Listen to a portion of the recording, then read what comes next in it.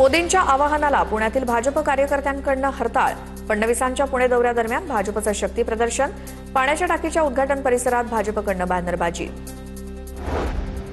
Online स्वगणनेला राज्यात अल्प प्रतिसाद। केवळ 11 लाख कुटुंबियांची नोंदणी पूर्ण। पुणे यामध्ये अव्वल। आजपासून घरोघरी जनगणना मोहीम सुरू। मध्य रेल्वेच्या मध्य आणि हार्बर मार्गावरती आज मेगा ब्लॉक। मेन लाईनवरती ठाणे ते कल्याण दरम्यान जलद मार्गावर ब्लॉक। हार्बर रेल्वेवरती पनवेल आणि वाशी दरम्यान दुरुस्तीची कामं। तर ट्रान्स हार्बरवरील लोकल सेवा सकाळी 10 वाजल्यापासून दुपारी 3:20 रद्द। कसारा ते इगतपुरी मार्गावरती 6 दिवसांचा विशेष ब्लॉक। सीएसएमटी ते कसारा लोकल सेवा बंद राहणार। 17 ते 22 मे दरम्यान प्रवाशांचा पर्यायी प्रवासाचा फटका। कोकण रेल्वे मार्गावरती 10 अतिरिक्त उन्हाळी विशेष गाड्या चालवण्याचा निर्णय। पनवेल ते सावंतवाडी आणि मडगाव मार्गावरती वाढीव फेऱ्या। प्रवाशांची गर्दी लक्षात घेऊन रेल्वे प्रशासनाचा निर्णय। मध्य रेल्वेनं राबवलेल्या विशेष तिकीट तपासणी मोहिमेत गेल्या एप्रिल महिन्यात विक्रमी कारवाई। या कालावधीत 4,96,000 फुकटे प्रवासी पकडण्यात आले असून 40,85,00,000 रुपयांचा दंड वसूल।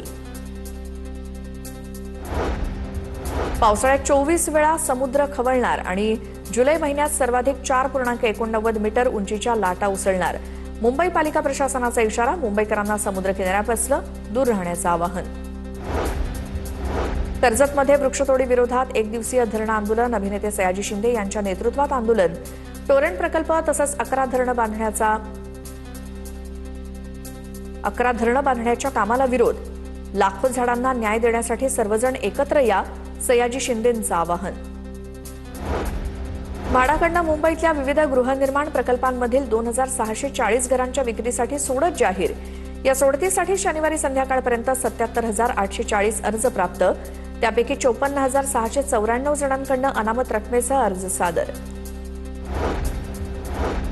मुंबई गोवा महामार्गावरील परशुराम घाटातील दुसरी लेन वाहतुकीसाठी खुली होणार। परशुराम घाटातील गॅबियन वॉलसह मुंबईकडे जाणाऱ्या लेनच्या दुरुस्तीचे काम पूर्णत्वास। पुण्याच्या ओतूरमधील लॉजमध्ये महिलेचा संशयास्पद मृतदेह आढळला। मृत्यूचं कारण अद्याप अस्पष्ट। पोलिसांचा तपास सुरू। शवविच्छेदन अहवालानंतरच मृत्यूचं गूढ उकलणार।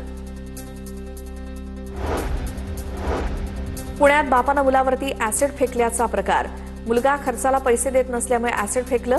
पुण्याच्या कोथरूड परिसरातील केळेवाडी भागातली घटना। तुषार कदम असं जखमी झालेल्या मुलाचं नाव।